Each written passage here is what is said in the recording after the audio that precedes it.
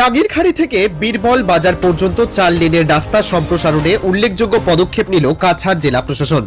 শহরের ব্যস্ততম এই অংশকে যানজটমুক্ত করার উদ্দেশ্যকে সামনে রেখে পারিপার্শ্বিক অবস্থা পরিদর্শন করেন জেলা আয়ুক্ত মৃদুল যাদব।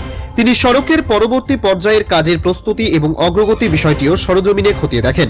প্রস্তাবিত এই সম্প্রসারণের সঙ্গে যুক্ত বেশ কয়েকটি সরকারি কার্যালয়ের ভবন এবং সীমানা প্রাচীর খতিয়ে দেখেন।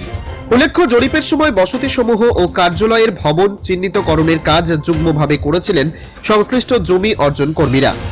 এদিন জেলা আয়ুক্ত সড়ক নিরাপত্তা ব্যবস্থাকে প্রাধান্য দিয়ে নিরাপদ যাতায়াত ও সড়কের দীর্ঘমেয়াদী কাজে গুরুত্ব দিতে সংশ্লিষ্ট প্রকল্প দলকে নির্দেশ দেন।